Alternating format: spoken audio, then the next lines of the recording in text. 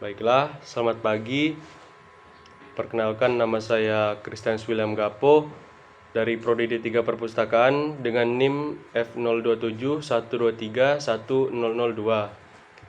Di sini saya membuat video untuk tugas mata kuliah, yaitu mata kuliah Psikologi Perpustakaan, yaitu membahas tentang teori belajar dan penerapan teori belajar dalam layanan perpustakaan.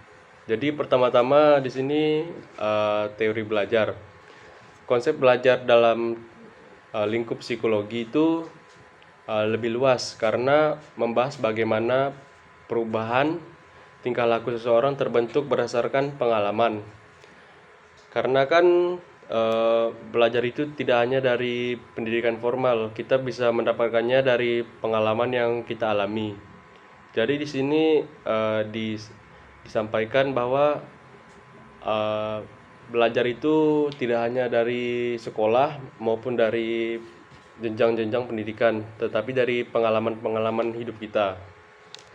Baik, selanjutnya belajar juga bisa dari berinteraksi dengan sesama maupun berinteraksi dengan alam. Karena dengan kita berbaur maupun dengan kita berinteraksi dengan alam, kita tuh jadi tak banyak tahu hal-hal lain yang sebelumnya kita tidak tahu. Nah, jadi definisi belajar ini sebenarnya berkaitan dengan bagaimana terbentuknya proses mental kita atau perubahan kita dalam melakukan atau dalam memahami sesuatu. Karena perubahan terjadi akibat adanya pengalaman atau latihan. Di sini berarti kita itu belajar tidak hanya melalui pendidikan, kita juga belajar melalui pengalaman. Itu terus anjir. Nah, dengan kita belajar dari pengalaman itu tuh bisa mengubah psikologi ataupun bisa merubah mindset kita. Karena belajar berdasarkan pengalaman itu dipengaruhi oleh perilaku dan semua jenis pengetahuan yang dimiliki oleh setiap individu. Jadi setiap pemikiran itu pasti berbeda-beda sesuai dengan pengalaman yang mereka hadapi. Begitupun dengan tingkah laku yang kita dapatkan, yang kita alami, itu berdasarkan pengalaman yang pernah kita lalui. Maupun tingkah laku, pengalaman baik dan pengalaman yang buruk. Itu tuh pasti merubah seseorang dalam bertingkah laku. Karena kan belajar ini sebuah proses untuk kita memperoleh dan mengembangkan pengetahuan baru, keterampilan dan kemampuan dan sikap kita yang baru. Jadi kita bisa mengembangkan melalui belajar tersebut yang sudah saya sebutkan tadi. Karena belajar ini kan proses kompleks yang mempromosikan adaptasi kita terhadap tantangan lingkungan yang baru. Kemudian ada belajar yang mempengaruhi tingkah laku. Karena perubahan tingkah laku disebabkan oleh pengalaman. Mulai dari pengalaman yang baik maupun pengalaman yang buruk, itu pasti akan mengubah tingkah laku seseorang atau mengubah psikologi maupun pikiran seseorang untuk memandang satu hal. Dan juga perubahan tingkah laku ini relatif permanen. Kebanyakan perubahan yang kita dapat itu pasti permanen, nggak cuman numpang lewat gitu aja. Kemudian di sini ada teori conditioning klasik dari Ivan Petrovich Pavlov yang memukakan bahwa proses belajar dengan melakukan suatu hal yang unik yang dilakukan secara berulang-ulang sehingga menjadi suatu tingkah laku permanen yang diharapkan adanya asosiasi stimulus dan responsif. Jadi maksud teori ini tuh ketika kita melakukan suatu hal secara berulang-ulang, itu tuh akan merubah hal tadi menjadi kebiasaan. Misalnya ketika sudah terbiasa datang ke kampus jam 8 secara berulang-ulang atau setiap hari, kita ke kampus jam 8, itu tuh pasti akan menjadi kebiasaan dan habit bagi kita. Dan juga itu kebiasaan yang eh, pasti berproses dan beradaptasi hingga kita menjadi terbiasa dengan kebiasaan tersebut. Nah, ini juga karena kita berbicara di ruang lingkup perpustakaan, ini tuh bisa kita terapkan mulai dari aturan-aturan yang ada di perpustakaan. Misalnya, nah contoh dari teorinya Ivan Petrovic, yaitu teori conditioning klasik, itu kan melakukan hal baru secara berulang-ulang. Jadi nggak semua orang itu kan pernah ke perpustakaan.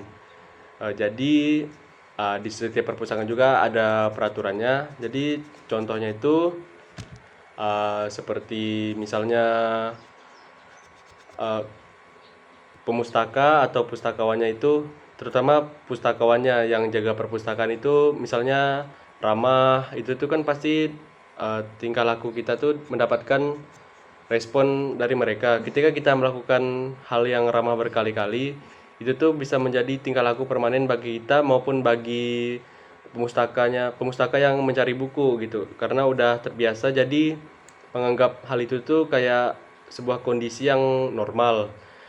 Karena kan di perpustakaan itu eh, harus memiliki sopan santun, harus menjaga kebersihan. Jadi bisa mulai kita edukasi pemustakanya untuk terlihat ramah, terutama kita yang ramah, terus respon mereka pasti juga akan baik.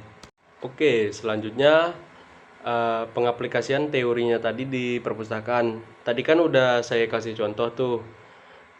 Nah, di sini upaya meningkatkan kenyamanan bagi para pengunjung dan mengubah paradigma perpustakaan sebagai tempat yang menyenangkan dan memiliki banyak manfaat. Jadi mungkin selama ini kita maupun banyak orang lain di sana atau ke teman-teman kita pasti menganggap perpustakaan itu hanya tempat tempat nyari buku, hanya tempat untuk belajar dan lain-lain. Nah, itu tuh benar, tetapi nggak hanya itu aja gitu. Nah, yang harus kita lakukan tuh upaya untuk membuat kenyamanan untuk pengunjung di perpustakaan dan mengubah paradigma dari pengunjung perpustakaan. Seperti contoh saya tadi, mulai dari ramah, senyum, pasti respon mereka juga baik gitu. Jadi kan perpustakaan ini bukan hanya tempat untuk mencari buku, di sana juga kita, apalagi mahasiswa perpustakaan, pasti lulusannya kebanyakan menjadi pustakawan. Nah, itu tuh tidak hanya jaga buku atau nyusun-nyusun buku, di sana juga kita mengedukasi. Kemudian eh, kita ada layanan rekreasi seperti majalah, masuk ke layanan rekreasi. Jadi sebenarnya di perpustakaan itu banyak gitu hal-hal yang sebelumnya kita tidak ketahui menjadi kita ketahui. Dan juga perpustakaan itu bermanfaat dan menyenangkan gitu, karena kan uh, kita itu bisa menjadi anggota perpustakaan, bisa meminjam buku, bisa memanfaatkan fasilitas yang ada di perpustakaan, seperti apa namanya, komputer itu bisa kita manfaatkan ketika kita misalnya bosan baca-baca buku. Nah, itu kan pasti menjadi sebuah hal yang unik dan sebuah hal yang nyaman lah untuk kita semua, apalagi untuk eh, pengunjung perpustakaan. Oke, jadi selanjutnya ada conditioning operan dari B.F. Skinner, yaitu suatu proses belajar dengan pemberian penguatan. Penguatan dalam hal ini adalah sebuah rangsangan atau stimulus yang diberikan setelah adanya hasil dari proses pembelajaran, baik hasilnya negatif maupun yang positif. Jadi di sini nih contohnya, saya langsung kasih contoh aja. Misalnya di dalam sebuah perpustakaan, seorang pengunjung ini meminjam buku.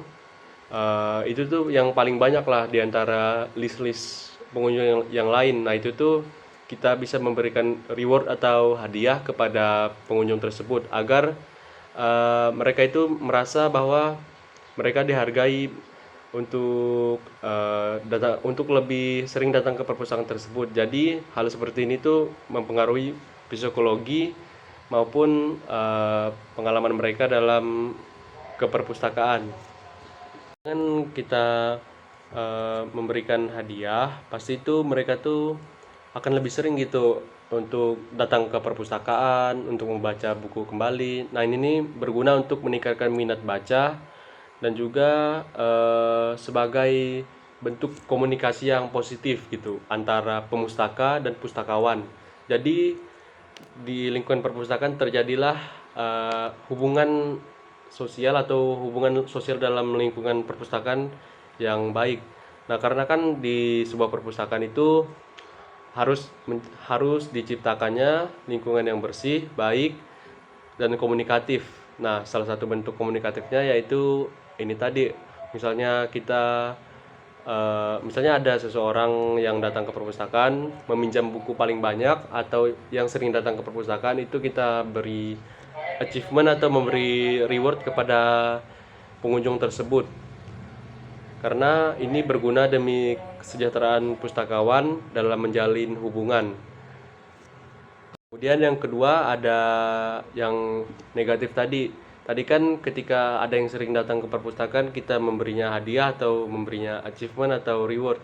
Kemudian di sini misalnya ada yang minjam buku, terus dia terlambat untuk mengembalikan bukunya. Nah, hukumannya itu denda sesuai aturan dari perpustakaan tersebut. Kemudian ada perilaku yang diharapkan itu mengembalikan buku tepat waktu. Jadi di sini tidak hanya semerta-merta kalau misalnya minjam buku terus tidak dikembalikan sesuai, maksudnya telat dalam mengembalikan buku, itu tuh perpustakaannya tuh harus tegas gitu untuk memberikan denda agar mereka tuh bisa mengembalikan tepat waktu agar tujuannya menjaga kedisiplinan dalam lingkungan perpustakaan. Karena hal ini tuh berguna, nah, agar pemustakanya ini lebih disiplin, lebih pokoknya agar berubah jadi lebih baik lah. Jangan karena didenda jadi dia nggak mau ke perpustakaan. Nah, tujuannya kan agar disiplin gitu. Jadi yang diharapkan pasti perubahan yang terjadi untuk pemustakanya agar kembali lebih baik.